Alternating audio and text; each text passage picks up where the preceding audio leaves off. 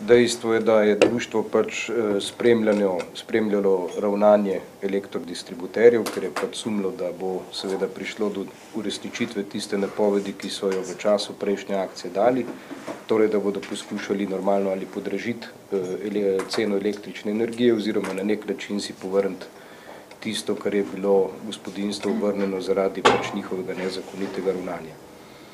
No, na spletni strani Elektro Maribor je bilo pač objavljeno obvestilo imate vsi v gradivu, s katerim pač Elektro Maribor obvešča vse svoje gospodinjske odjemalce, da za 3. januarjem 2011 pač poleg cene električne energije obračuna še storitev vodenja računa, kot so ga nespretno imenovali, in v nadaljevanju tega obvestila pojasnili, da seveda so ti stroški 0,83 evra na posamezen račun, zajemajo stroške vodenja, torej samega pošiljanja računa, izdaje računa in sprejemanja informacij oziroma telefonskih klicev. Oni pač navajajo v tem obvestilu, da je to njihovo ravnanje skladno z njihovimi splošnimi pogoji, ki so bili tudi objavljeni, in sicer 21.7.2007 v Uradnem listu in tudi na spletni strani, vendar pa je dejstvo, da seveda v njihovih splošnih pogojih take določbe, da bi imeli seveda pravico zaračunavati stroške ni. Če poenostavim zadevo, glede na to, da gre pri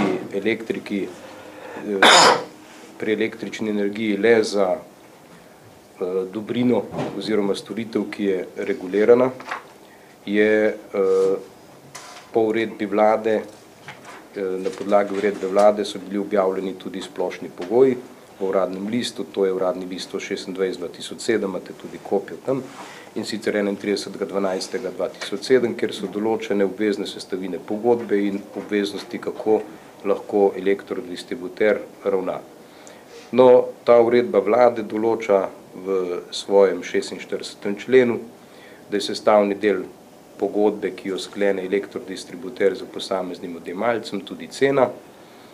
In seveda ta uredba vlade ima še eno določbo, in sicer, da vsaka sprememba cene potegne za sabo tudi obveznost distributerja, da pač vsakega odjemalca obvesti o tej spremembi in to pisno za poštno pošiljko in da mora v tem obvestilu o nameravani spremembi istočasno odjemalcu dati jasno obvestilo, da vkolikor se s tem ne strinja, lahko tudi od pogodbe odstopi. Dejstvo je, da to njihovo obvestilo, kot je Rado že povedal, tega ne vsebuje, odjemalcev niso obvestili na tak način, kot to določa uredba vlade. Poleg tega je pa seveda zaskrbljujoče to, da niti ta uredba, niti splošni pogoji jim enostavno ne dajo tega pooblastila in te možnosti, da bi zaračunavali storitev izdaje računa oziroma pošiljanja računa. To, kot je rekel Rado, je nevarna praksa, kajti če bi vsi, ki obračunavajo storitve, predvsem pa storitve tako imenovanih javnih dobrin, kot so voda, elektrika, odvoz smeti in vse, pri vsakem računu zaračunali še stroške izdaje računa, bi prišli v situacijo, takšno, kot je prej Rado povedal, da bi posamezni distributerji ali pa drugi, ki upravljajo s tem, zaslužili kar lep denar. Dejstvo je, da noben predpis ne omogoča, da se zaračunava stroškov računa. No, glede na to, da je v tem obvestilu bilo istočasno navedeno, da ta strošek predstavlja vodenje računa, smo smatrali, da je njihovo ravnanje v nasprotju z seveda zakonom o bančništvu, zato sem poslal v imenu društva prijavo na Banko Slovenije, da takšno ravnanje prepreči.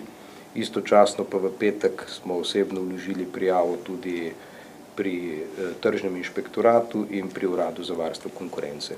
Zakaj pri teh dveh?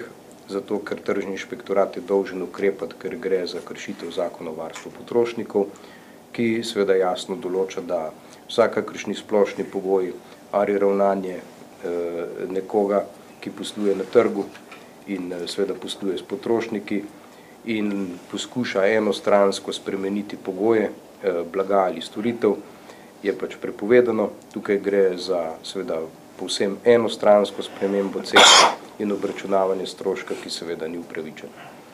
No, od tržnega inšpektorata pričakujemo, da na podlagi prijave in gradiva, ki je priloženo, takoj ukrepa in seveda takšno ravnanje prepove in izreče tudi denarno kazen za pravno in odgovorno osebo. No, ker gre za izkoriščanje monopolnega položaja, kot je že Rado tudi povedal, kajti nemogoče si je predstavljati, da bi 189 tisoč, mislim, da je odjemalcev samo pri gospodinjskih odjemalcev samo pri Elektro Maribor. Nemogoče se je predstavljati, da bi vsi te uporabniki pač odpovedali pogodbo zaradi tega stroška in zato seveda s tem izkoristijo svoj monopol. In logično je, da verjetno skoraj nihče ne bo odpovedal te pogodbe in šel v drugemu distributerju. Za pričakovati je pa to, kot je Rado povedal, da bodo tudi ostali distributerji, vkolikor tako obvestilo ostane v veljavi in taka praksa ostane v veljavi, enako zaračunali strošek te storitve pošiljanja oziroma izdaje računa, kajti logično je, da bi potem temu vsi sledili, kajti to jim prinaša kar lep dobiček, kot je Rado povedal. No in Urad za varstvo konkurence seveda je tisti, ki lahko takoj izda začasno odredbo, torej regulira tako ravnanje in jim tudi to prepreči, kajti 3. januar je tukaj, pri januarskih računih bi že Elektro Maribor seveda obračunaval strošek te storitve. Pričakujemo, da se bo urad tudi hitro odzval in da bo svoje pač povedal, torej da bo prepovedal tako ravnanje in da do take prakse, ki ni skladna ne tako z uredbo vlade, niti zakonom o varstvu potrošnikov, niti ne bo prišlo. To je v bistvu, če bo pa kakšno vprašanje, bom pa pozneje še kaj odgovoril. Jaz bi rad poudaril zgolj, preden vam prepustim vprašanja, da je očitno, da elektrokartel ni mrtev, ampak da brca naprej in hoče dobiti nazaj ne samo tisto, kar je mogel zaradi goljufije vrniti, ampak hoče z novimi motnjami pravne države še ekstra zaslužiti. Se pravi, oni, kar nam sporočajo zdaj je, mi smo vam mogli vrniti denar, nismo s tem zadovoljni, od vas bomo to nazaj izterjali, pa še krepko vam bomo računali obresti v nedogled, zaradi tega, ker ste se upali reči, da naj vam vrnemo tisto, kar smo vam vzeli mimo zakona. Se pravi, ali obstaja, ali trditev, elektrokartel še obstaja in hoče biti nad zakonom, ali je ta trditev resnična? Ja, nažalost je.